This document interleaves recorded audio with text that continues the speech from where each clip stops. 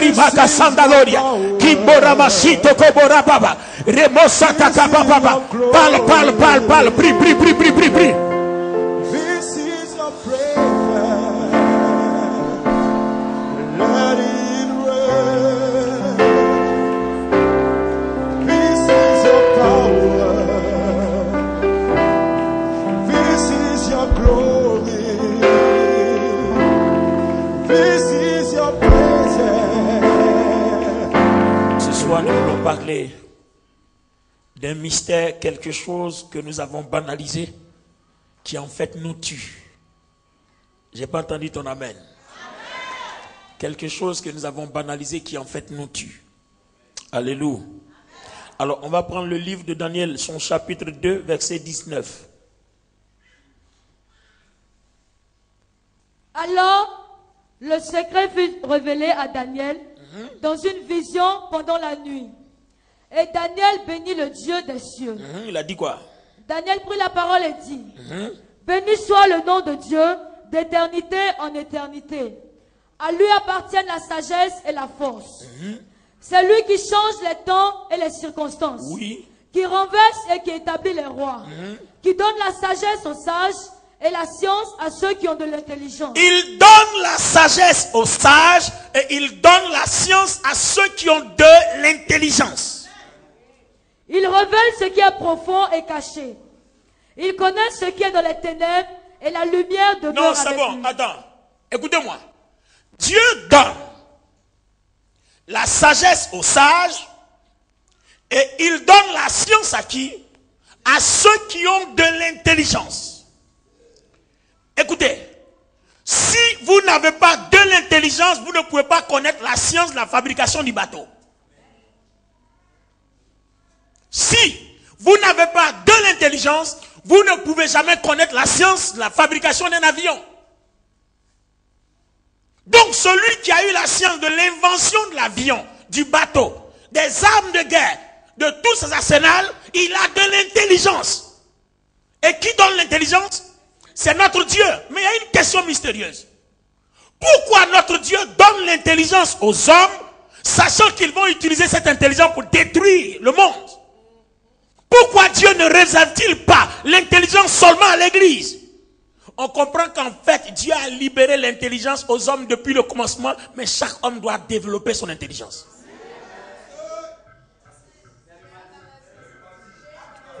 Alléluia. En fait, ce n'est pas maintenant que Dieu donne l'intelligence. Il a donné l'intelligence avant qu'il te crée. L'intelligence est dans ton code génétique. Mais chaque homme doit développer son intelligence. Et on réalise ici que ceux qui ont de l'intelligence, ils ont des capacités que même les magiciens n'ont pas. Allons dans Daniel 5. Je ne vais pas être long aujourd'hui. Parce que je suis venu dire quelque chose de précis. C'est pour ça qu'il a pris mon temps. Pour bien préparer les choses. Daniel 5. Daniel chapitre 5. Verset 11. Les mystérieux se tiennent debout. On lit ensemble. Allons-y. Vas-y. Il y a dans ton royaume. Il y a dans ton royaume. Un homme qui a en lui l'esprit des dieux saints. Un homme qui a en lui l'esprit des dieux saints. Et du temps de ton père. Et du temps de ton père, Nebuchadnezzar, on parlait à Belshazzar. On trouva chez lui des lumières. On trouvait chez lui des lumières. De l'intelligence. De l'intelligence. Et une sagesse semblable à la sagesse des dieux. Comment, allons-y, continue. Aussi le roi Nebuchadnezzar, ton père, le roi ton père, l'établit chef des magiciens, des astrologues, des chaldéens, des devins. Parce qu'on trouva chez lui, chez Daniel, nommé par le roi Belshazzar, un esprit supérieur de la science et de l'intelligence, la faculté d'interpréter des sons, d'expliquer les énigmes et de résoudre les questions difficiles. Donc, quand nous avons de l'intelligence, nous pouvons résoudre les questions difficiles. Un homme comme Jacob avait de l'intelligence, il n'est pas sorti pauvre de chez là-bas. Quand vous avez l'intelligence, vous pouvez résoudre les questions difficiles. Donc, Dieu ne peut rien faire avec vous si à la base, votre intelligence n'est pas développée. Vous avez vu sur la terre, les gens qui sont intelligents, on les appelle les angorans. Quand quelqu'un est intelligent, on dit il est esprit. Oh, vous comprenez que ceux qui sont esprits, c'est eux qui réussissent. Vous comprenez? Si vous n'avez pas de l'intelligence, quand Dieu veut faire quelque chose, il prend appui sur l'intelligence qui est en vous. Et il vous laisse la latitude d'avoir des opportunités. Je ne serai pas long aujourd'hui, je serai très précis. Quand vous avez l'intelligence, le Saint-Esprit peut s'appuyer sur votre intelligence pour libérer la sagesse, pour libérer la science, pour libérer la connaissance. Toutes les facultés qui font d'une personne une personnalité puissante, vivante et aguerrie, tournent et reposent sur l'intelligence. Maintenant, la question se pose. Comment développer notre intelligence? Oh, je me souviens qu'au début de mon ministère, je prenais des jeunes spécialement pour aller demander à Dieu de me donner l'intelligence.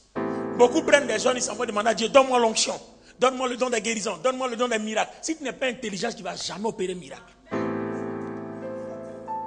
Si tu n'es pas intelligent, tu ne vas jamais opérer un miracle. Ton onction ne va jamais rien faire. Il faut être intelligent. Regardez, le monde même est bâti sur des stratégies. Dieu même travaille stratégiquement.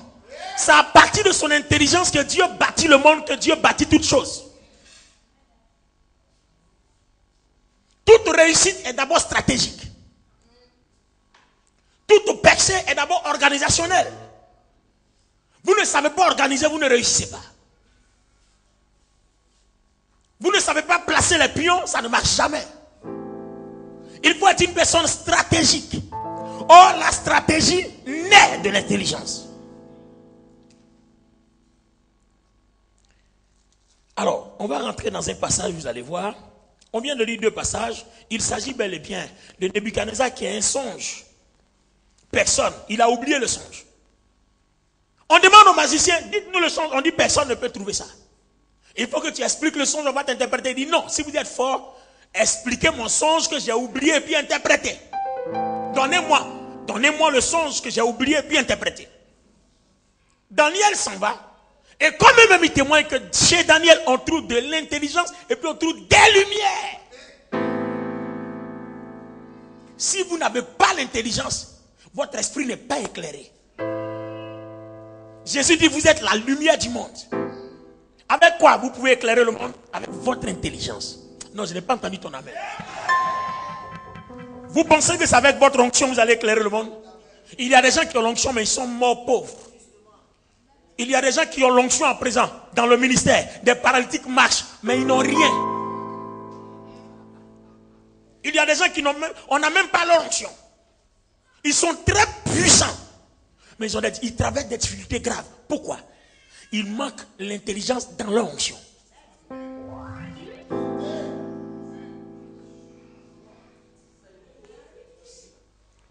Je connais des gens qui n'ont pas été à l'école, mais leur intelligence a fait d'eux des milliardaires. Ce n'est même pas un, peut-être vous-même vous en connaissez, il y en a beaucoup. Il n'a aucun diplôme, il n'a jamais mis les pieds dans une école, mais son intelligence a fait de lui un milliardaire. Il a appris lui-même à écrire. L'intelligence. Quand vous avez l'intelligence, vous n'avez plus besoin de formateur.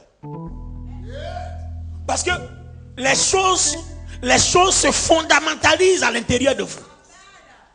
Et ça se déploie à travers vous comme si vous êtes un chercheur.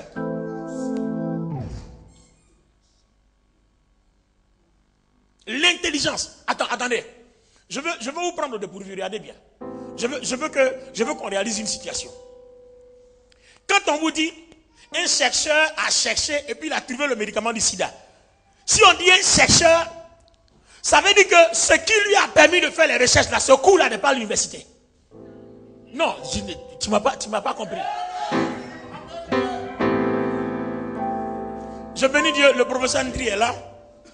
Professeur, entre nous, quand vous faites les recherches, par exemple, pour trouver un médicament, est-ce que le médicament, la maladie là, il n'est pas au programme à l'université pendant que tu deviens professeur ou chercheur?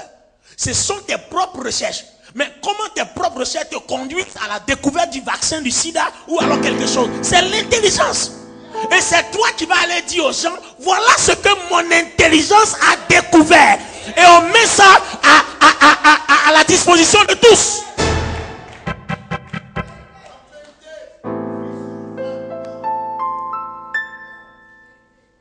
Ceux qui ont découvert la trithérapie concernant le sida, dites-moi, où ils ont appris ça? Le sida même, la médecine ne maîtrise pas. Mais comment ils ont trouvé? Alléluia. Les antirétroviraux, comment ils ont trouvé ça? C'est une personne qui a fait ses recherches. Elle les a découvertes. Mais pourquoi tout le monde n'a pas découvert en même temps? C'est parce que ce cours n'est pas au programme. Il faut bien que l'intelligence de quelqu'un trouve pour le mettre maintenant au programme. Une fois qu'un chercheur a trouvé ça par son intelligence, on met le cours maintenant au programme et tout le monde vient apprendre dans son intelligence. Tout le monde vient puiser dans son intelligence. Et puis maintenant, il y a des sous-intelligents qui vont puiser dans son intelligence pour aller sortir des intelligences. Non, vous ne m'avez pas compris.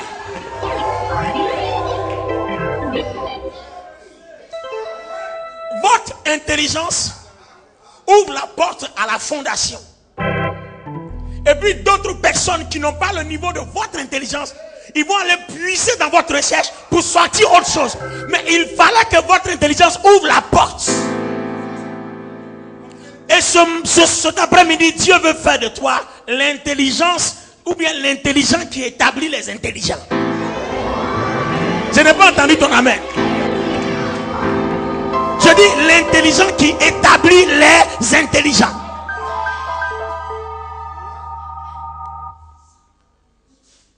Alléluia. J'ai dit Alléluia. J'ai dit Alléluia.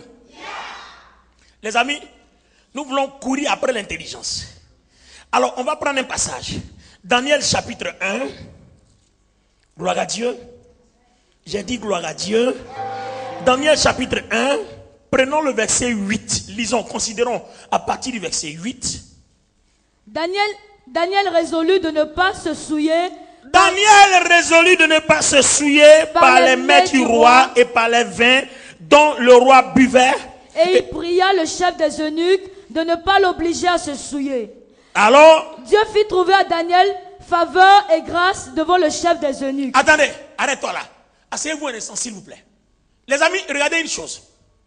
Nous sommes en captivité. Là, on se retrouve dans le royaume de Nebuchadnezzar, en pleine captivité. Daniel aussi fait partie des déportés. Et il a ses compagnons, les Shadrach, Meshach et Abednego. Ils sont à la table du roi. Le roi demande que autour de lui, il y ait des jeunes gens, mais intelligents.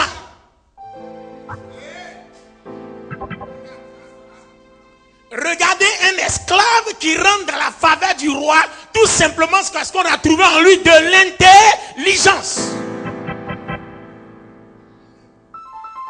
Je veux que quelqu'un comprenne ça.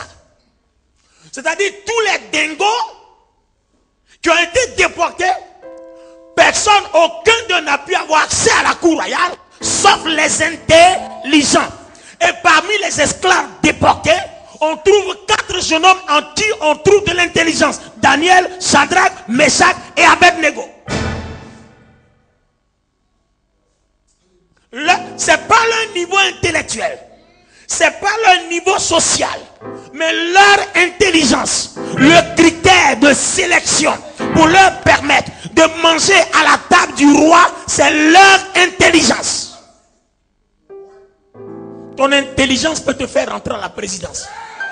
Ton intelligence va te faire rentrer là où personne n'entre. Ton intelligence va te faire trouver du travail. Et rendez-vous le 1er mai. Stratégie d'intelligence pour avoir du travail.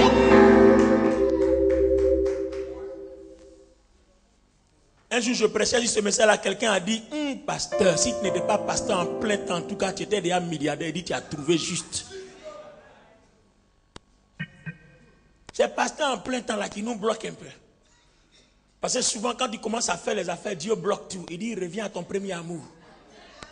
Quand Sévérin dit, c'est l'évangile qui va te faire réussir. Si tu fais autre chose, tu vas toujours échouer. Et effectivement, j'ai essayé autre chose, ça n'a pas marché. Quand vous nous voyez souvent, les gens pensent qu'on n'a pas envie de faire des affaires. On s'engage dans des choses. On ne vous dit pas.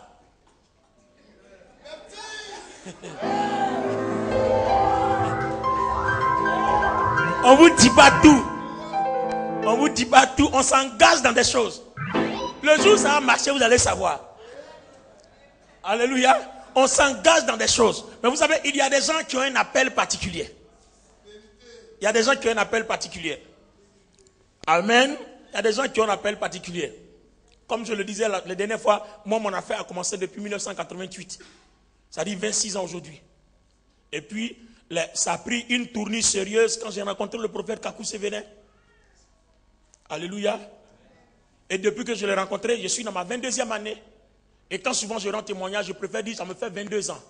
Parce que les autres 4 ans arrière là, ce n'est pas un bon témoignage. Ce n'est pas un bon témoignage. Galère, misère. Franchement. Souvent même tu préfères même oublier et puis parler des bons temps. Amen. Gloire à Dieu. Alors, attendons, ne nous détournons pas de notre intelligence. Il ne faut pas qu'on fasse diversion. Gloire à Dieu. Alors, regardez bien. Le Dieu fait trouver grâce à Daniel, un esclave à la cour royale. Et le roi dit, il faut qu'il mange. Le roi veut qu'il soit à l'aise pour que lui puisse bénéficier de son intelligence. Regardez bien. Or, le roi ne sait pas que s'ils sont intelligents, c'est parce qu'ils ont des restrictions alimentaires. Non, je n'ai pas entendu ton amen.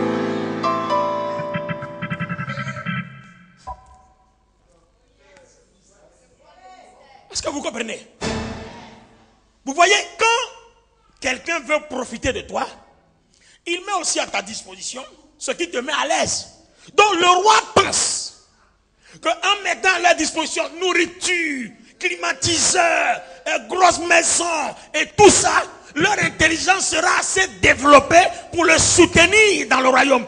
Salomon a dit, donne-moi l'intelligence et la sagesse pour que je puisse diriger. Un président, un roi sans intelligence finit jamais son mandat.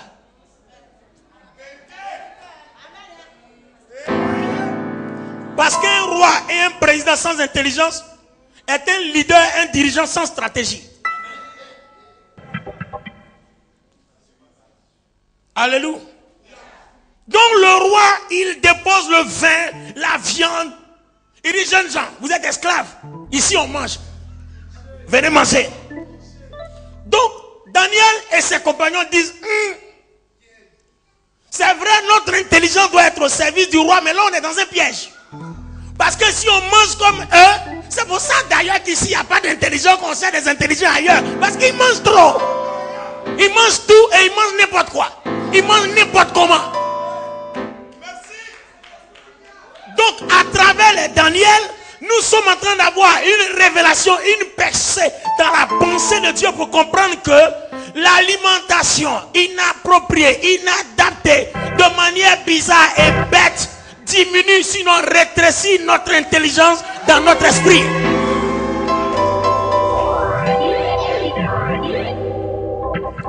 Ça paraît simple, mais on a besoin de comprendre.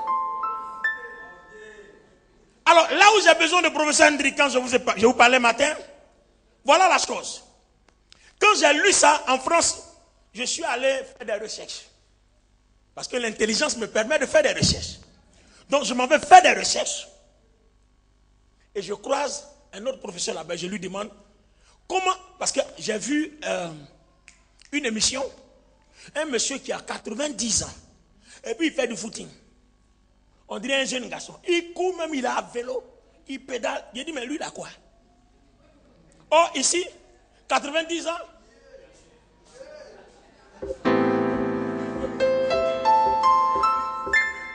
Ça, c'est 90 ans.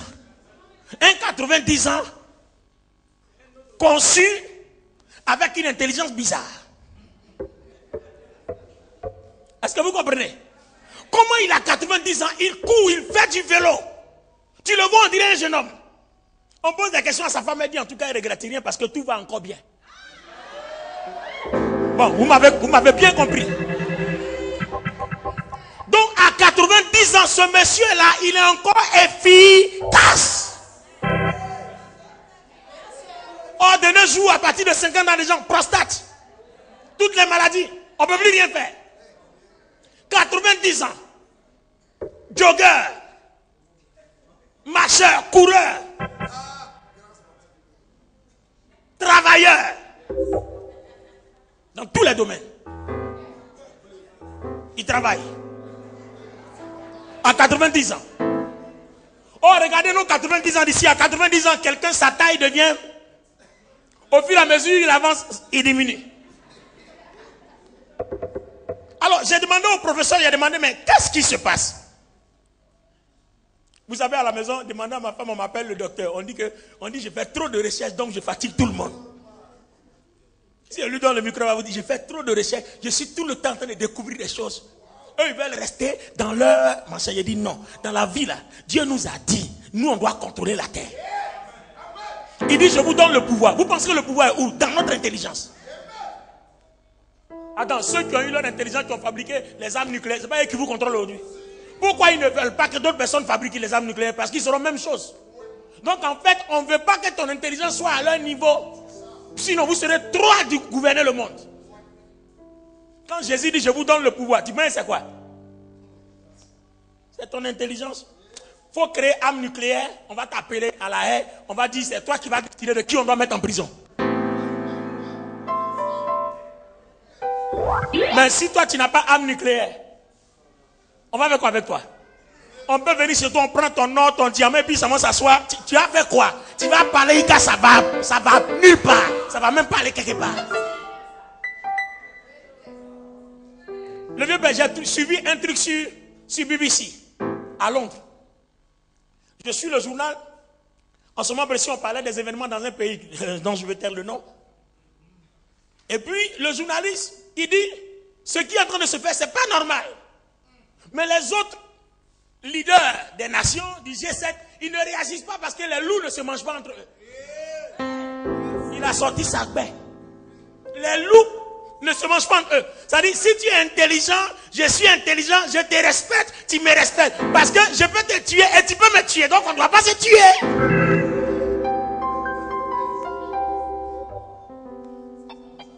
Est-ce que vous comprenez ça? Utilisez votre intelligence. Inventez une machine. Drobo 2 ou bien Drobo combien? Il a trouvé Sida. Au lieu de se taire, il est parti, il a dit. Il n'est plus revenu. Quand toi tu as trouvé là, pourquoi tu n'es pas resté ici? On n'a pas fait ça entre nous. Pourquoi? Parce que quand lui il a trouvé là, il a besoin eux de leur intelligence pour fabriquer le comprimé. Parce que lui ces potions là, quand on regarde pour boire, c'est un bizarre. Des gens voudront bien boire, mais quand on regarde, donc il faut qu'on transforme en comprimé pour que les gens n'aient pas peur de boire. Or, il n'a pas poussé son intelligence pour arriver à l'autre niveau. Donc eux, ils ont pris son truc et puis ils ont gardé. On dit ce n'est pas encore l'heure, on va avoir beaucoup d'argent d'abord avant de sortir le comprimé. Tant que ça vous tue que vous mourrez, vous allez dépenser tout de l'argent. Donc regardez, c'est une multinationale dans beaucoup d'argent. Donc si on trouve le médicament du sida, tout de suite, eux ils vont fermer. Non, vous ne m'avez pas compris, je passais par là. Et il ne faut pas dire à quelqu'un, je suis là-bas, j'habite là-bas, donc il faut doucement. C'est là-bas j'ai appris ça aussi. Gloire à Dieu. On dit il y a un moustique. Attendez, parlez doucement. On dit il y a un moustique qui tue les gens. Est-ce que vous savez, les Américains ont reconnu que ça a été fabriqué, le moustique là. C'est pas quelqu'un, c'est pas Dieu qui a envoyé ça pour tuer les gens. C'est eux-mêmes, ils ont fabriqué pour faire leur expérience, ça les a échappés. Donc maintenant, quand ça te pique, on dit les recherches, non? Qui fait les recherches dans le laboratoire? Il faut bien qu'on finance. C'est de là que l'argent sort. Bon, je passais par là. Alors, l'intelligence. Alléluia. Dis avec moi, intelligence. Tu es avec moi? Faut pas trop te perdre dans la politique, c'est pas bon. Hein? Gloire à Dieu. Voilà, allons-y. Gloire à Dieu. C'est pas moi qui ai dit, tout ce que je dis là, j'ai appris ça. Donc, si, c'est des rumeurs, c'est des rumeurs. Gloire à Dieu. Gloire à Dieu. Alors regardez bien. Comme Dieu, il sait que c'est à travers l'intelligence que Dieu gère tout. Alors Daniel dit à Dieu, ah, on veut nous donner à manger. Or, dans un royaume, on refuse rien au roi. Alléluia. On ne refuse rien au roi. Donc, comment on va faire? Alors, regardez bien. La Bible dit quoi? Dieu fit trouver grâce à Daniel Dieu fit trouver grâce. Non, Dieu fit trouver à Daniel faveur et grâce devant le chef. Si vous luttez pour votre intelligence, Dieu sera le premier à vous soutenir. Parce qu'à partir de votre intelligence, vous allez commencer à être utile. Si vous n'êtes pas intelligent, vous ne pouvez pas être utile entre les mains de Dieu. Comment Jacob a su que, en prenant les moutons et les brebis, en les envoyant dans la forêt, en mélangeant les feuilles, ça peut créer des brebis tachetées? Alors vous allez me dire quoi? C'est Dieu qui lui a révélé ça. Lui et Laban, ils ont un deal. Il dit à Laban, j'ai travaillé pour toi, donc quel sera mon salaire? Il dit bon, Laban savait. Laban est malin. Vous savez, il y a des gens qui ont la fausse intelligence. Ils ont l'intelligence du revers. Laban n'a pas envie de payer le salaire de Jacob. Il dit bon, comme tu es berger, que tu gardes mes brebis, toutes les brebis qui seront achetées sont à toi. Alors qu'il sait que toutes ces brebis sont blanches. Alors comment brebis blanches et blanches vont faire t'acheter? Donc Laban sait qu'il n'aura jamais t'acheté. Donc Jacob n'a rien dit. Il dit ok. Comment Jacob voit la réalité? Il sait que homme et homme ne peuvent pas accoucher animal. Et puis Laban lui dit, si les deux hommes l'accouchent animal, c'est pour toi. Donc en fait, c'est une situation quasiment impossible. Mais Jacob a dit oui, parce que Jacob sait qu'il va compter sur son intelligence et les brebis tachetées vont sortir.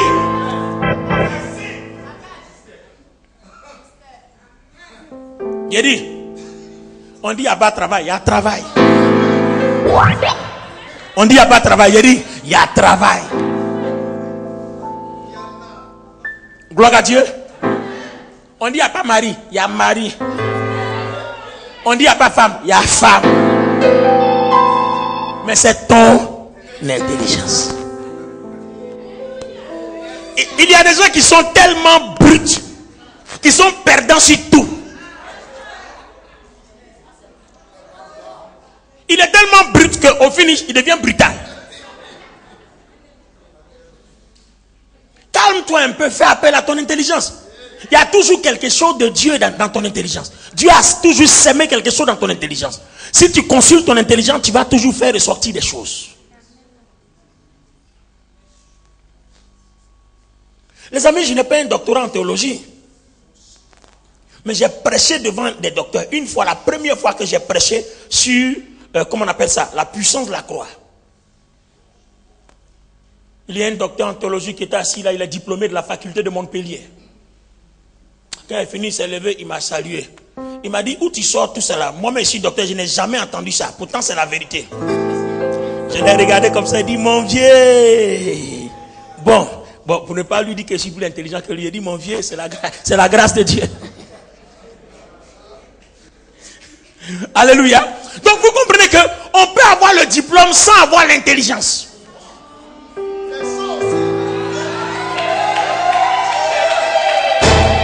Alléluia.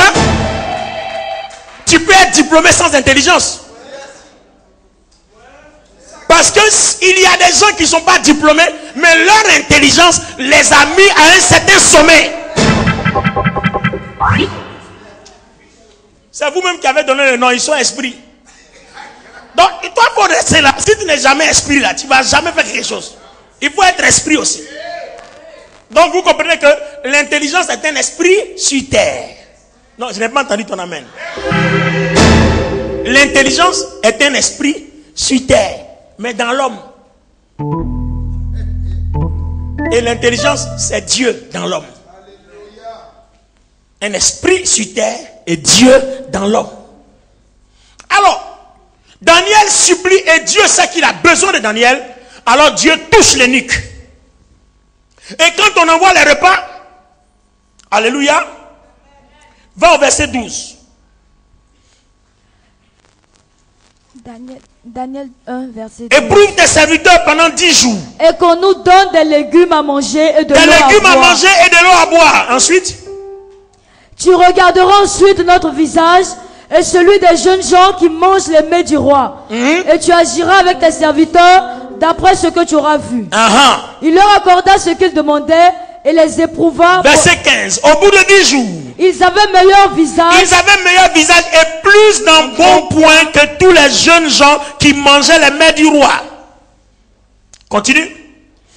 L'intendant emportait les mets et le vin qui leur était destiné, et il leur donnait des légumes. Dieu accorda à ces 4 jeunes gens de la science, De l'intelligence dans toutes les lettres. et de la sagesse. Et Daniel expliquait toutes les visions et les songes. Regardez, attends, les gamins, regardez. Est-ce qu'il était en jeûne? Il n'était pas en jeûne. Comment l'intelligence est venue? Comment la science est venue? Comment tous les dons ont été marqués, développés dans son esprit? C'est sa restriction alimentaire.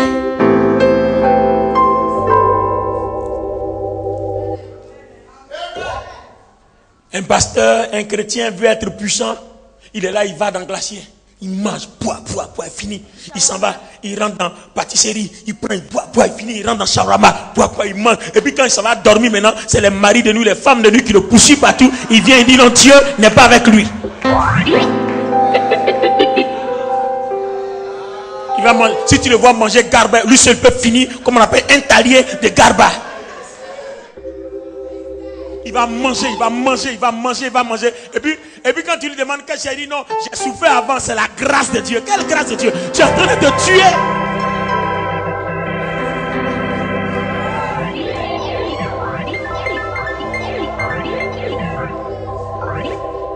Alléluia.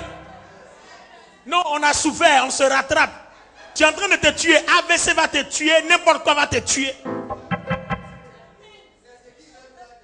Ah, vous n'avez pas remarqué? Toutes les maladies qui nous tuent aujourd'hui, ce n'est pas alimentaire. AVC, c'est ta mauvaise manière de manger. Diabète, ta mauvaise manière de manger. Tout ce que vous avez comme maladie, c'est votre mauvaise manière de manger. Alléluia. Oh, nous constatons ici que ceux qui mangeaient des légumes et des fruits, pourquoi Dieu a mis dans le jardin d'Éden, il n'a pas mis placali, il n'a pas mis tout ça, il a mis que des fruits.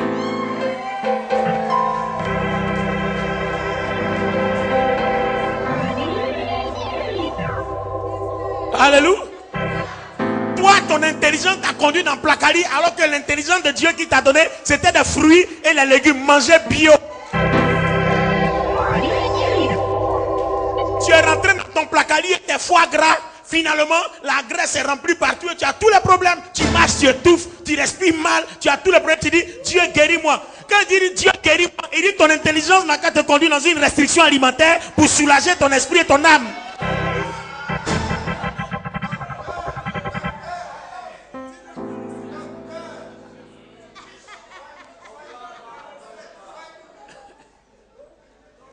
Regardez, les chrétiens veulent aller jeûner 20 jours, 30 jours, 40 jours. Il y a des grâces qui sont spéciales parce que il y a des buts et des objectifs dans lesquels Dieu lui-même est spécialement impliqué. Jésus a jeûné 40 jours pour aller à la croix. On dit il n'a pas mangé, il n'a pas bu. Tous les hommes de Dieu que je connais qui sont allés jeûner 40 jours sans manger, sans boire, ils sont morts. Nous, on est là, on parle encore aujourd'hui. Moi, quand je jeûne mes 40 jours, je mange les soirs. Je ne mange pas foutu ni placali, je mange légumes et fruits. Je bois l'eau de source, où il n'y a pas beaucoup de produits pour avoir du cancer. Alléluia. Quand j'ai soif, je bois. Parce que ce n'est pas le jeûne qui va faire que je serai puissant. Mais c'est l'éducation de mon esprit. Or, éduquer son esprit, c'est apprendre à éduquer son corps. Les besoins de ton corps impactent ton esprit.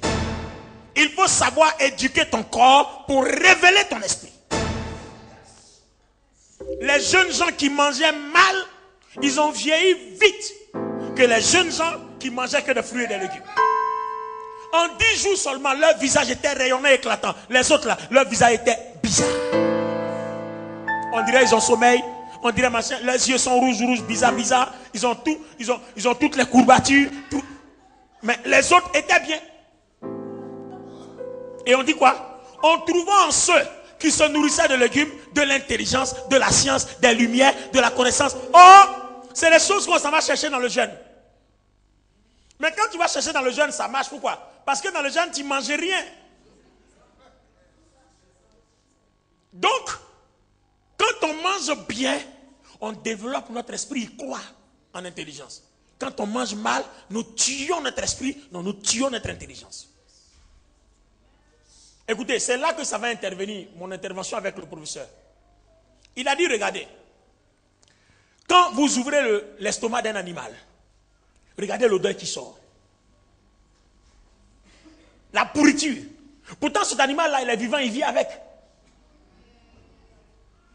Mais à l'intérieur, c'est la pourriture, la putréfaction, la déconfiture.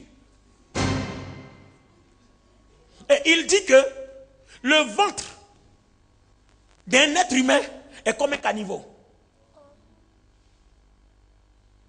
Ça, c'est un médecin chrétien qui a fait des recherches sur le jeûne et comment un chrétien qui jeûne régulièrement, qui se nourrit bien, peut avoir un impact spirituel.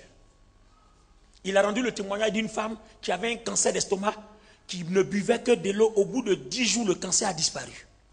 Pas n'importe quelle eau, vraiment de l'eau pure, de l'eau filtrée. Vous, quand vous prenez vos bouteilles d'eau, vous pensez que c'est pur. C'est pas pur. Hein? Ils ont mis un produit dedans pour tester. Il a un peu les mêmes valeurs que comme si tu buvais du Sprite. Mais seulement lui, il est un peu atténué. Les awa, les machins que vous buvez, c'est pas pur. Hein? Il y a produit dedans. En Angleterre, on conseille plutôt que tu prennes l'eau de pompe. Et comme à cause du calcaire, que tu fasses filtrer. Il est mieux que les eaux qui sont dans les bouteilles. Il dit quand vous ouvrez l'estomac d'un patient, c'est comme de la boue. Parce que quand vous mangez, il y a des nourritures que vous mangez que vous digérez mal. Ça est là. Vous dormez, vous rêvez avec. Vous mangez, vous mettez dessus. Il dit si tu voyais ce qui se passait dans ton estomac, tu n'allais plus manger. Il dit pasteur, si vous voyez ce qui se passe dans votre estomac, vous n'allez plus manger. Regardez dans la Bible pourquoi Dieu a interdit certaines viandes. Il y a la viande de porc, par exemple, Dieu ne veut pas qu'on mange. Pourquoi? Parce que quand vous mangez la viande de porc, dans le désert, il y a beaucoup de microbes. Or, cette viande-là, c'est à base de graisse et le porc en lui-même contient beaucoup de microbes. Donc, si vous mangez, vous avez la porte ouverte à toutes sortes de maladies. Donc, les musulmans ont dit, non, non, c'est pas affaire de totem, c'est une affaire de restriction alimentaire pour avoir de l'intelligence et de la bonne santé. Ils ont mal compris, on a dit non, si tu manges un porc, c'est quel sacrifice d'Abraham, c'est quel c'est à avoir. Et il y a ce qu'on appelle la viande maigre. Or, la viande, par exemple, que Dieu a conseillé qu'il mange, cette viande maigre-là est beaucoup riche. Et ça fait que votre corps lutte contre la maladie sans avoir besoin de médicaments. Et tout ça, Dieu prescrivait tout ça pendant la traversée du désert. Il m'a donné un exemple. Il dit par exemple, quand vous mangez la viande de bœuf, ça met au moins une semaine avant d'être digéré. C'est pour ça qu'il ne faut pas manger n'importe quelle viande. Or, quand tu vas au marché, tu dis, à cause de la pauvreté, je vais manger viande. C'est pour ça que les gens meurent vite. Tu dois payer la viande, on dit ça fait 200 francs. Tu payes beaucoup comme ça. Tu dis, on a mangé, il y a beaucoup de viande dans la sauce. Mais il y a beaucoup de morts qui attendent au carrefour.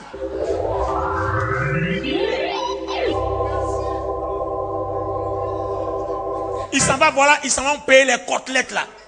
Les côtelettes de porc, c'est beaucoup comme ça. Et puis tu les vois, ils mangent. Et puis ils sont contents. Mais tu es en train de te tuer, tu ne vas pas vivre longtemps. Je veux que vous écoutez ceci attentivement.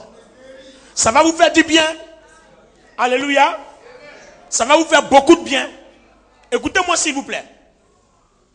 Il poursuit, il me dit, quand tu manges par exemple la viande de bœuf, cette viande qui a du mal à se décomposer dans l'estomac, il y a un problème d'abord.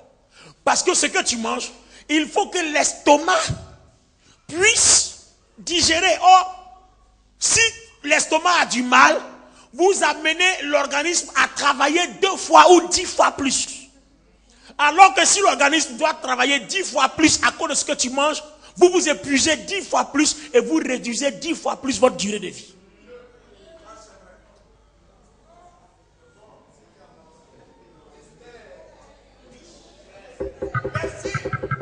Alléluia. Suivez attentivement. J'étais allé quelque part, on était parmi les pasteurs de notre génération. On était en train de parler, puis on était tous appuyés. On dit, ah, mais toi, tu fais toujours la ligne. Et puis il a dit, mais toi, tu manges comment? Il mange foutu. Matin, bonheur, il se lève, il prend placali pour déjeuner. Ça, c'est quoi ça? Il finit matin, bonheur, il se lève, il couché. Il mange, et puis il est content. Il pense que Dieu l'a béni, il mange bien. Si pendant que tu mangeais ton riz couché, tu pouvais demander à Dieu est-ce que c'est bon, il allait se révéler à toi. Et après, il s'étonne que son ventre est devant lui.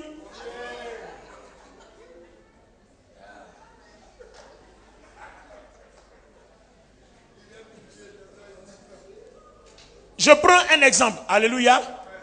Je prends un exemple. Je vous donne le contenu de notre entretien. Regardez, vous prenez une voiture. Moi-même, en tant que chauffeur, je sais. Quand vous prenez une voiture, par exemple, vous avez 100 km à parcourir. Et on vous dit que la voiture consomme, par exemple, 10 litres aux 100 km.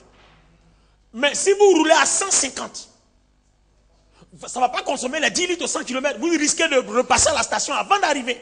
Mais si vous roulez à 80, vous risquez de partir et puis de revenir même avec le même carburant.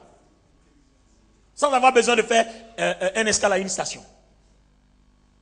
Donc, plus vous faites tourner le moteur, plus vous consommez. Moins vous faites tourner le moteur, moins vous consommez. Moins vous dépensez en carburant. C'est pour ça que toutes les personnes qui font la vitesse au volant de leur voiture dépensent plus en carburant. Et après, disent non, la voiture la consomme trop. Pourtant, quelqu'un prend, il fait les mêmes distances, il dit, ah moi je ne vois pas. Lui, il roule à 70, 80. Toi, tu roules toujours à 120, 150, 160. Mais vous n'allez pas dépenser, vous n'allez pas avoir les mêmes dépenses, le même budget en carburant. Il dit, c'est la même chose pour un organisme. Quand par exemple vous vous surmenez, vous ne dormez pas.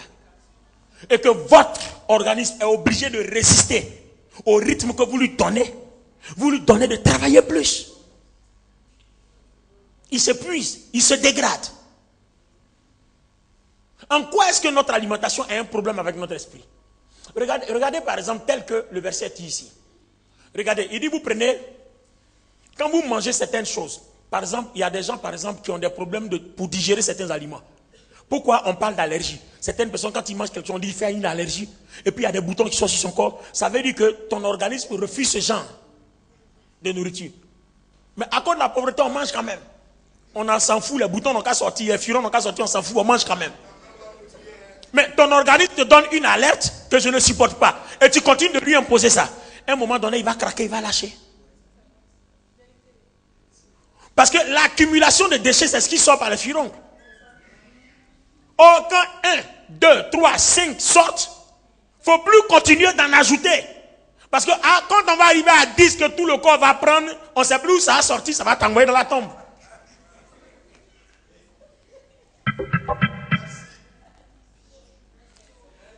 Laissez-moi progresser sur quelque chose.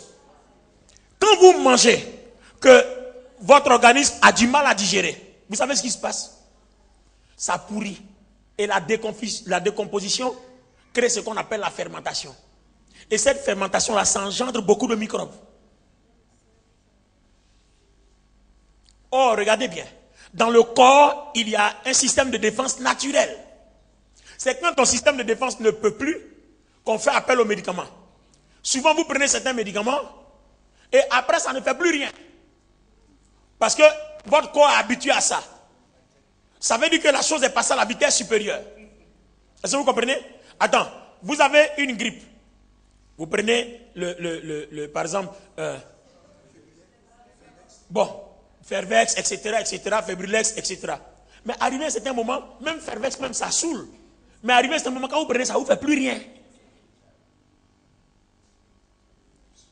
Parce que même si vous prenez du Fervex, ce qui fait que tu as le rhume là, il faut arrêter parce que pendant que tu fais du Fervex, tu prends du Fervex, tu es encore dans les mêmes aliments qui te donnent le rhume.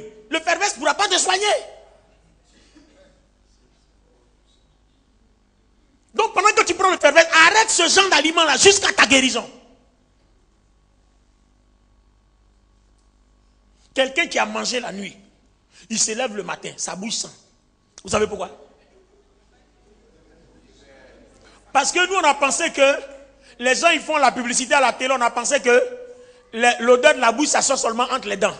Mais si vous voulez nettoyer bien vos dents, enlevez tout ce qu'il y a dedans, même nettoyer avec acide.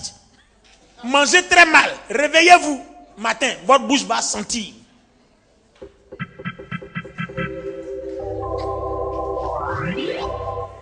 Le même médecin me dit, il dit, prends seulement que du légume.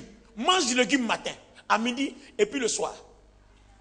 Et puis brosse-toi, lève-toi, dors. Tu te réveilles matin, tu n'as aucune odeur dans ta bouche.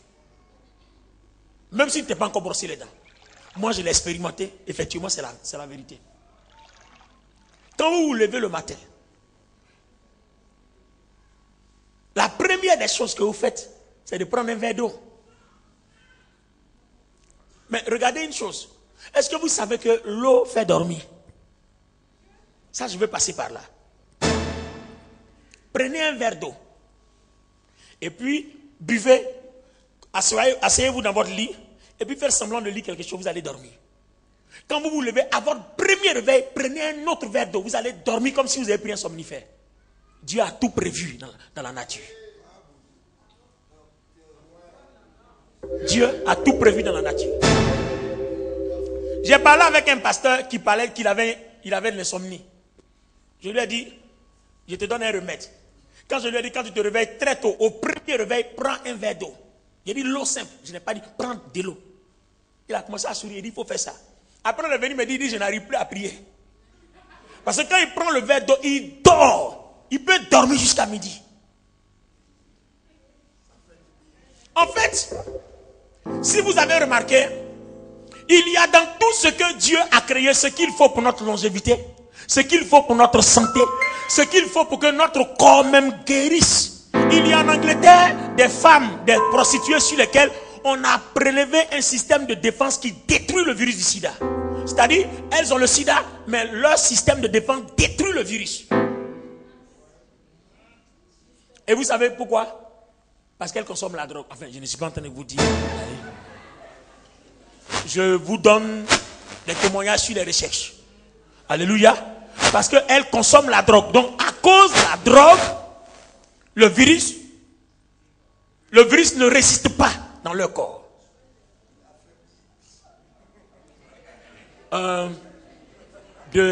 S'il vous plaît, c'est pour ça que quand on presse souvent, on ne dit pas tout. Il ne faut pas aller te mettre dedans. Tu as dit non, ça là, on guérit sida. Tu n'as pas sida. Je déclare que tu n'as pas sida. Au nom de Jésus-Christ. C'est comme les gens, non, on va prendre un verre de vin à table. Non, ça fait du bien, ça fait digérer. Donc, ils sont dans leur vin. Quand ils tapent, non, ça fait digérer. Pardon. Tu n'as pas de problème de digestion pour laisser le vin. Amen. Tu n'as pas d'indigestion, laisse le vin. Est-ce qu'on est d'accord avec? Alléluia. Alléluia. Donc, tout ce que vous mangez, quand vous ne laissez pas votre estomac évacuer, se vider correctement, et même encore, voilà une parenthèse. Il y a par exemple certains microbes dont l'organisme a besoin pour lutter contre d'autres microbes. Parce que même les vaccins qu'on vous donne, c'est à base de microbes. On prend le même microbe de la même maladie, on le met dans votre corps et puis il devient un système pour empêcher que l'autre maladie se développe. Amen. Tout dernièrement, les médecins américains ont fait une recherche où il y a un serpent, quand il te tue, il n'y a pas de remède. Il y a un qui s'est débrouillé, il a attrapé le même serpent, il a pris le venin. La dame qui a été piquée par le serpent, il lui a injecté le venin, elle a été guérie.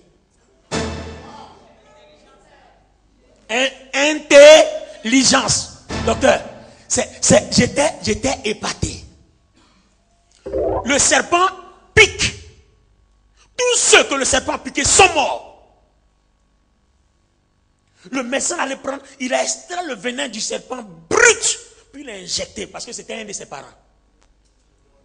Et le même venin qu'il a pris brut, qu'il a introduit dans le corps, ça guérit, ça a neutralisé le venin à partir de la morsure. Donc, on se rend compte, quelle est la différence entre le venin à partir de la morsure et le venin extrait, injecté par voie intraveineuse? Intelligence. Alléluia. Alléluia. Et c'est à partir de son intelligence maintenant qu'on a fabriqué le vaccin. Mais à partir de quoi? À partir du sérum qu'ils ont extrait dans le serpent. Allez-y comprendre quelque chose. Quand Dieu a créé la nature, il a mis dans la nature la dot et l'antidote. Enfin, j'utilise ça comme ça. C'est-à-dire, il n'y a pas une maladie où Dieu n'a pas prévu son remède dans la nature. Il n'y a pas un problème où Dieu n'a pas prévu son remède dans la nature. Seulement, il nous faut de l'intelligence. Si vous n'avez pas l'intelligence, vous ne pouvez pas avoir la connaissance, vous ne pouvez pas avoir la science.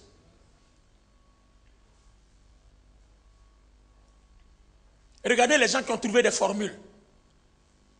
Ils ont été à l'école. À quelle école pour trouver ces formules? Einstein a trouvé sa formule, mais tout dernièrement, la télévision, ils ont démontré que la formule d'Einstein est fausse. Ah, vous n'êtes pas au courant? Ah, les gars, cultivez-vous. Enfin, je m'excuse. Enfin, c'est pas ce que je voulais dire. Renseignez-vous. Hein, écoutez beaucoup, lisez, voyez beaucoup à la télévision, à la radio, écoutez, lisez beaucoup. Un autre est venu avec une autre intelligence, il a démontré que la formule d'Einstein n'est pas juste. Et il a démontré, c'est vrai. Bon, mais seulement pour ne pas gâter le nom d'Einstein, les gens n'ont pas suivi dedans. Ça fait un tabac sur les radios, les ondes, mais ce n'est pas allé quelque part.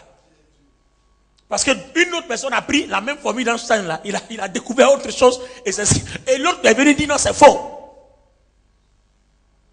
C'est l'intelligence qui contrôle le monde. Celui qui a créé Kalachnikov, on a donné son nom à son invention. Celui qui a créé la voiture Ford, on a donné son nom à la voiture. Toi, tu crées quoi? Il faut que tu crées quelque chose et que tu donnes ton nom à cette chose-là. Retirez-vous, demandez à Dieu, priez, demandez à Dieu, je veux de l'intelligence. On dit il n'y a pas de travail dans ce pays, mais mon intelligence peut me donner du travail.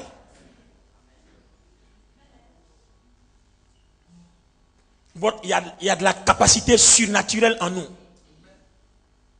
Je dis, il y a de la capacité surnaturelle en nous. Je dis à quelqu'un, il y a de la capacité surnaturelle en nous.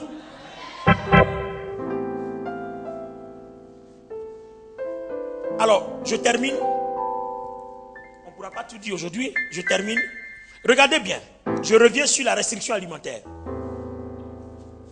Quand vous mangez mal, que les microbes se multiplient, votre système de défense est obligé d'intervenir. Mais s'il y a plus que votre système de défense, qu'est-ce qui se passe? Votre corps doit en fabriquer. Or, la fabrication du système de défense suit un rythme.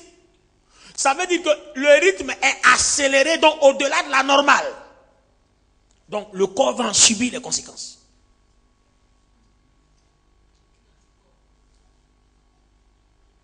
Donc, il dit, quand vous mangez, arrangez-vous, mangez ce que votre estomac ne souffre pas pour digérer.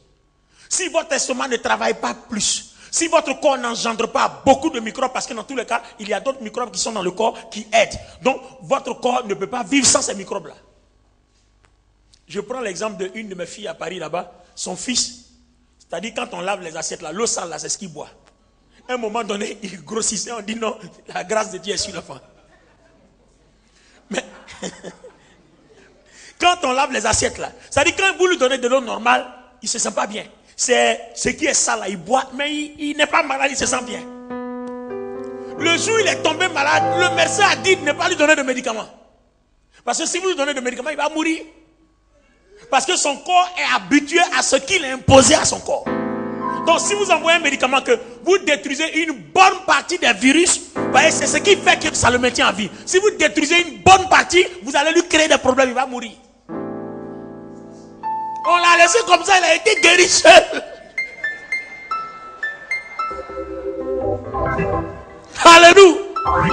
Alléluia. Vous comprenez que ce que vous imposez à votre corps, c'est ce qui vous conduit et vous dirige.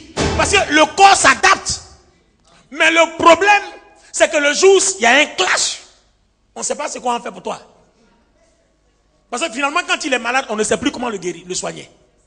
Parce que quand on voit son sang, en France, quand vous êtes malade, tant qu'on ne prend pas, même si vous avez mal à l'orteil, on prend votre sang, ils vont regarder dedans. Donc si tu n'aimes pas qu'on regarde ton sang, il faut te soigner ailleurs. Dès que tu dis que tu as mal à la tête, Pourquoi on te donne même Doliprane? Et on prend d'abord ton sang. Ils vont aller regarder dedans. Et ils ont pris le sang du petit, on regarde dedans. Plein de microbes. Oh, on voit que ce sont ces microbes-là qui font qu'il est maintenu en vie. Mais il en a pris, ça fait que sans les microbes, c'est comme quelqu'un vous prenez la drogue. Vous avez adapté votre corps à la drogue. Donc, il y a une certaine dose que dont vous avez besoin la journée. Si vous n'avez pas ça, vous mourrez. Donc, quand on fait une cure de désintoxication, qu'est-ce qu'on fait? On commence à diminuer, on ne t'arrache pas la drogue comme ça. Et maintenant, même en France, ils ont fait des maisons où, quand tu as envie de te droguer, tu t'en vas. Mais il y a des spécialistes qui sont là, on te donne la dose qu'il te faut. Or, avant, les gens même se droguaient, donc ils faisaient des overdoses. Maintenant, on te donne la dose qu'il te faut. Parce que sans ça, il ne peut pas vivre. Or, pourtant, nous savons que le corps de... Mais il a adapté. Donc, du coup, une telle personne ne va pas vivre longtemps. Parce qu'il a dégradé son système. Donc, ça dit son système ne fonctionne plus normalement. La durée de ta vie dépend de comment tu vis. Et ta capacité de réussite dépend de comment tu te nourris. Si tu te nourris mal, tu n'auras jamais l'intelligence qu'il faut. Regardez des gens, pendant un certain âge, ils deviennent amnésiques. C'est-à-dire, 1, 2, 3, il a oublié. Il dépose son porte-monnaie là. Il demande, où il a mis mon porte-monnaie? Ça est dans ses yeux. Et puis il cherche. Il a mis ça où même? Et puis il est là, il a mis ça où? Ou bien à un certain, il a Alzheimer, il tremble comme ça. Et ça dit, ça va, sa main tremble comme ça. Ou bien Parkinson, comment on appelle ça? Mohamed Ali, ils ont tapé dans sa tête quand il marche, il tremble comme ça. Il a eu beaucoup d'argent, mais voilà les conséquences. Tellement on a tapé dans sa tête, ils ont tout déréglé. Et du coup, sa tête est habituée à recevoir des coups. Et le jour où il a arrêté de recevoir les coups, c'est devenu un problème, il a commencé à tomber malade. C'est-à-dire, mieux aurait valu pour lui de continuer à recevoir des coups, parce que sa tête est habituée à ça. Vous voyez, ça fait rire, mais effectivement c'est comme ça. Quand vous habituez votre corps à quelque chose, le jour où vous arrêtez, vous avez tous les problèmes.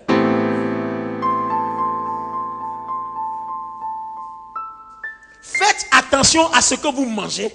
Faites attention à ce que vous faites. Vous êtes chrétien, vous voulez être puissant. Ce n'est pas seulement le jeûne. Jeûner. Dans tous les cas. Il y a certaines activités qui ne vous permettent pas de jeûner. Mais une éducation alimentaire règle le problème du jeûne. Parce qu'en fait, on jeûne pour développer notre intelligence dans notre esprit. Oh, il y a un moyen plus simple. Je ne te dis pas ne jeûne plus. Jeûne, mais le jeûne ne peut pas être. Regardez les Américains. Ils ne jeûnent pas comme nous. Hein. Quand nous on fait nos jeûnes, ils nous demandent, quand il dit tu jeûnes, il te propose du thé. Quand il dit non, je ne prends pas, il dit mais oulala. Il est scandalisé, il dit oulala. Quand il jeûne à une certaine heure, vers les 15 heures, il prend une tasse de thé, il a un biscuit, et puis il prend. Il dit non, son organisme a besoin de ça pour qu'il continue le jeûne, parce que c'est ça qui fait qu'il est efficace. Donc, il dit, ça c'est quoi ça? Au début, j'étais scandalisé parce qu'il fait que moi, je ne mange pas, je ne bois pas. Et puis, arrivé ce moment, je prie, à un moment donné, j'ai le vertige. Et quand nous donc commençons à prier, arrivé ce moment, et lui, ce moment, oh Lord my King, oh Lord my God, oh Lord. Et puis moi, mes yeux tournent comme ça. Oh, pourtant, nous deux, on est en jeûne. Lui, il fait un jeûne avec son intelligence. Moi, je fais un jeûne barbare.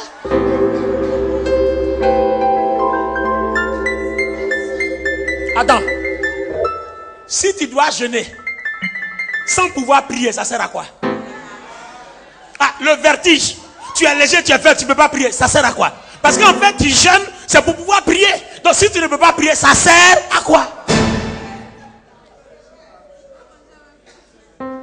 Et il y a des gens qui sont fiers. Ils peuvent jeûner 10 jours, ils ne prient pas. Hein? Et puis quand ils sont les contents, j'ai jeûné 10 jours. Et puis après, tu as gagné quoi dedans? Mais si tu as bien prié, après les 10 jours, on ne doit pas te reconnaître. Ah, attends, les autres là, ils n'ont pas jeûné. Hein? On dit, voilà leur restriction alimentaire. Au bout de 10 jours, ils sont devenus différents de tous les autres. Ils interprètent les songes que personne ne peut interpréter. Les gens qui s'en ont cherché fétiche pour donner révélation, la couleur de caleçon, comment on appelle, les noms des gens, numéros de téléphone. On n'a pas besoin de fétiche, voilà ça. Fais de ça une habitude, ça va venir. Fais de ça là une habitude, ça va venir. Demandons à ma femme à Paris là-bas, là. C'est ici là. Bon, à Paris, demande-lui, je donne nom, je donne numéro de téléphone. Je n'ai pas fétiche, je n'ai pas magie. Dans la semaine où quand Dieu me pousse, je sens que Dieu veut faire ça là. Dans cette semaine-là, demande-lui. À la maison là, demande-lui. Depuis que je suis venu, ma nourriture c'est quoi? Légumes, fruits, matin comme soir. Je prends mon bol, je découpe mes trucs, je fais bouillir. J'ai un appareil, un mixeur là. Ça mélange tout, ça devient pâteux comme ça. Mon organisme ne va jamais souffrir pour digérer. Donc je prends tout, quand je prends, je mange, j'avale. J'ai dit, je me réveille à 4 h du matin, mes yeux sont bêtés, je suis en forme comme ça. Oh, ça ronfle à côté, ça dort à côté, et puis moi je suis là, je suis dans mon 31. Donc je me réveille, je défile dans la maison et puis je prie. Mais si tu as mangé ton attiqué, ton poisson et tout ça là, la nuit, tu peux te réveiller à 4 h. Ton corps dort, ton esprit dort. Oh, on dit.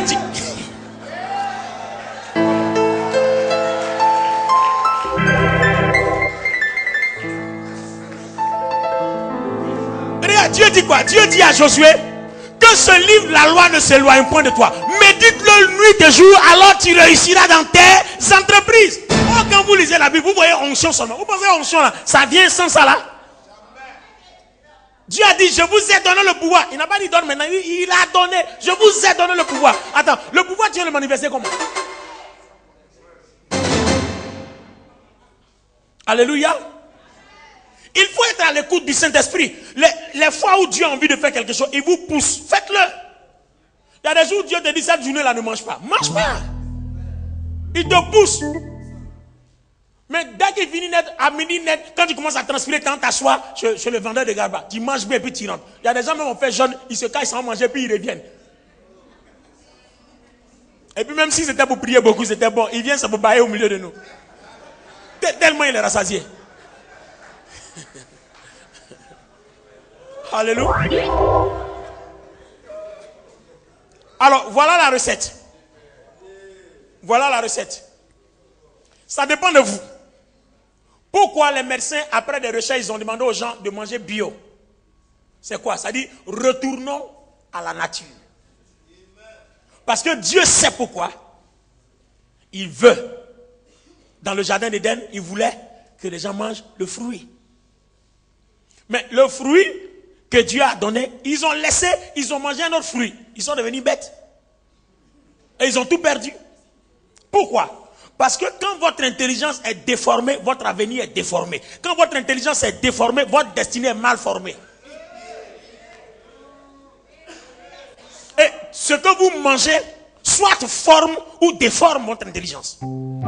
Parce que votre esprit subit et paye les conséquences. C'est une culture. Le jeûne est une culture. Je connais un homme de Dieu, il mange une fois par jour. J'ai prié Dieu, il dit Seigneur, le jour où je réussirai à être comme lui, je serai trop bien.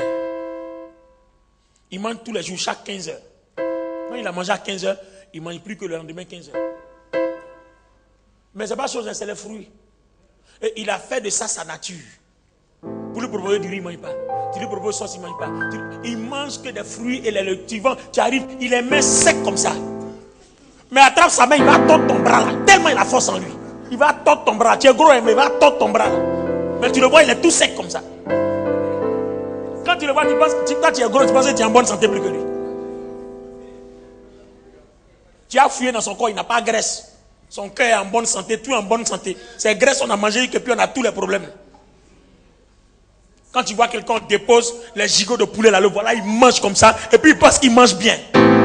Il est heureux, il est content, et puis quand il finit, béni soit l'Éternel. Si tu avais demandé à Dieu son avis, il allait te dire ne mange pas tout. Mange un peu son et puis laisse. Alléluia. Moi, qu'est-ce que je fais? Qu'est-ce que je fais? Les midis, depuis un temps, hein. Parce que je connaissais l'enseignement, mais c'était difficile d'appliquer. Hein. Donc, on était dans nos manger jusqu'à le jour arrêt cardiaque m'a raté. C'est là que j'ai dit, on dira faire les sérieux. Je vais revenir à la nature. C'est comme ça, chaque midi, quand je dois manger un petit plat léger, si je dois manger de la viande, c'est un petit morceau de viande. Je ne vais pas manger la quantité d'avant. Si je dois manger du poisson, un petit morceau de poisson. Et puis, je ne mange pas à midi juste. Je mange vers les 15 heures.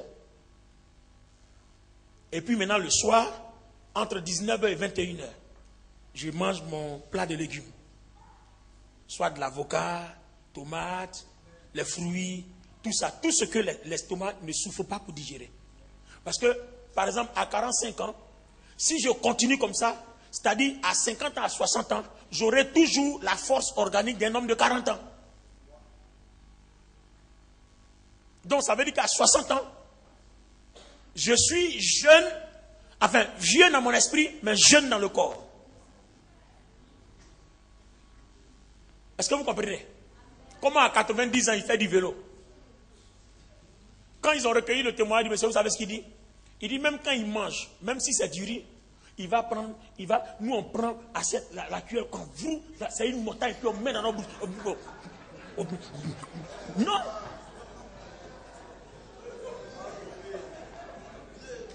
Il a une petite cuillère. Il prend la petite cuillère, tout petit, il met dans sa bouche. Ça flotte dans sa bouche. Il va marcher, il va prendre. Pour manger, pour finir ce petit plat, il a au moins 1 heure. Il prend son temps. Tant que ce n'est pas devenu de l'eau dans sa bouche, il n'avale pas. Donc, à ce rythme-là, il réduit chaque jour la multiplication ou bien la prolifération des microbes, des bactéries dans son estomac. Parce que ce qui est dans votre estomac, c'est ces mêmes choses-là qui s'infiltrent dans le sang et ça devient un problème. Même les rhumes que vous avez là, rhume là, ce n'est pas parce que c'est un problème. Hein. Quand tu manges mal, que les toxines dépassent le taux normal, ça remonte dans le sang et ça commence à boucher tes narines. C'est pour cela que les médicaments de rhume et autres là, quand on vous donne, vous pissez beaucoup pour éliminer les toxines. Vous allez beaucoup à la salle pour éliminer les toxines. Comment quelqu'un qui a bu coca, après il boit Fanta, après il boit Nyamankou, après il boit autre chose, il boit tout ça, et tout est mélangé à lui. Bon. Alors, un homme comme ça, tu seras enrhumé chaque 2 jours.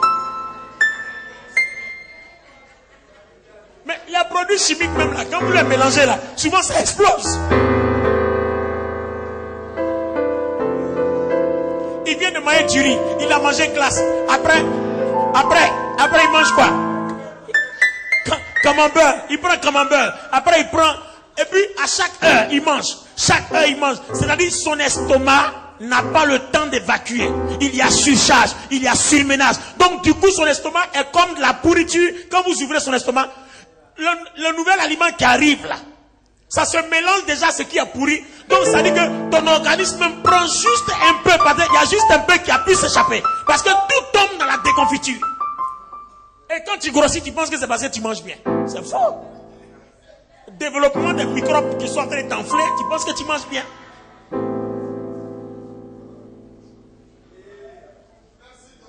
Si ton estomac a ce qu'il faut, si ton estomac n'est pas en perpétuelle décomposition, ce qui tombe dans ton corps, il y a une bonne partie qui va dans ton sang. Ça te permet de développer tes anticorps. Mais quand tu manges, que tout ce qui doit aller tomber dans la poubelle, qu'est-ce qui sera bon pour aller dans ton sang? Après demain, c'est insuffisance rénale, tout ça. Parce que quand c'est gâté là-bas, les reins n'arrivent plus à éliminer la saleté puis les déchets. Et finalement, les reins commencent à s'abîmer. C'est notre alimentation. Après, on dit non, c'est les sorciers qui l'ont tué. Quel sorcier? Quand tu es chrétien, un sorcier ne peut pas te tuer. C'est faux. On ne peut pas te tuer. Dieu dit, vous êtes la prunelle de mes yeux. Ils vont casser les yeux de Dieu. Parce que vous te trouvez, il faut qu'on casse les yeux du Seigneur. Il dit, tu es la prunelle de mes yeux. Quel sorcier? Tu manges mal, tu dis sorcier. Sorcier, là, lui, son but, c'est de t'encourager à manger, à te gaver, tu manges. Parce qu'il sait qu'il ne peut pas te tuer. La seule chose là, c'est de créer la provocation. On met devant toi, dans chaque coup où tu fais les visites là, dans chaque coup tu manges. Dans chaque coup tu manges partout. Tu manges partout. Et quand tu rentres dans la maison, tu as tous les problèmes.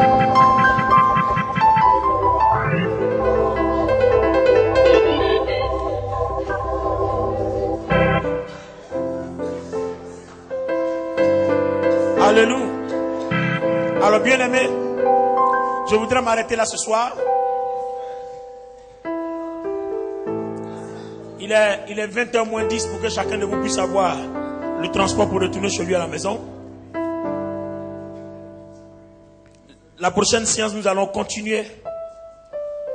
Et je veux que vous compreniez que l'intelligence est dans notre esprit à chacun de la développer. Et développer notre intelligence, le fondement, c'est notre alimentation. Alléluia. Changer de stratégie, changer de tactique. Je vous ai dit, une fois je prêchais, je vous ai dit que je suis allé aux États-Unis. En ce moment précis, j'étais dans ma 40e année. Le pasteur Philo, je suis allé prêcher dans son église à East Orange, à New Jersey. Et puis, quand j'ai fini de prêcher, il est venu me dire, mais, pasteur, vous êtes trop jeune pour développer les thèmes que vous traitez là. C'est trop lourd, c'est trop fort. Ça dit lui-même, il dit non, qu'il est sûr que ses fidèles n'ont pas compris. Parce que lui-même, il n'a pas compris. Donc quand je lui ai dit, bon, c'est vrai, je ne sais pas ce que vous appelez jeune, sinon j'ai 40 ans, c'était à l'époque. Il dit, hein? Oh, lui, il a 38 ans, s'il voit son visage, il a tout est gâté. Moi, j'ai 40 ans. Lui, il dit, je pensais que vous avez 28 ans. Il pense que j'ai 28 ans.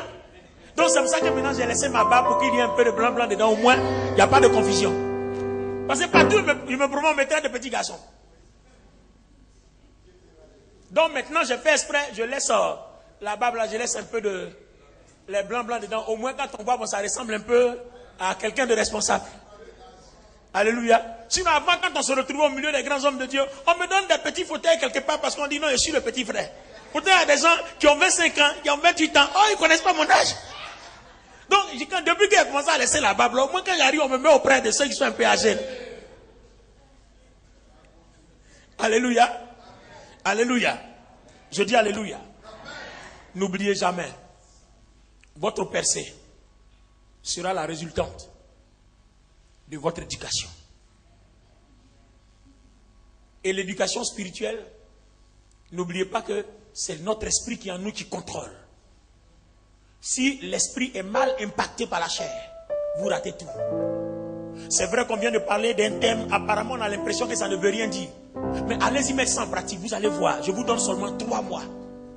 Vous allez voir, non seulement votre vie de prière va changer, parce que quand votre esprit, l'intelligence s'y développe, vous allez voir que votre esprit est en perpétuel réveil. Il va vous pousser à prier. Il va vous pousser à lire la Bible. Et puis chaque fois que vous lisez la Bible, vous allez faire des découvertes que personne ne découvre. Parce que votre intelligence commence à libérer la personne.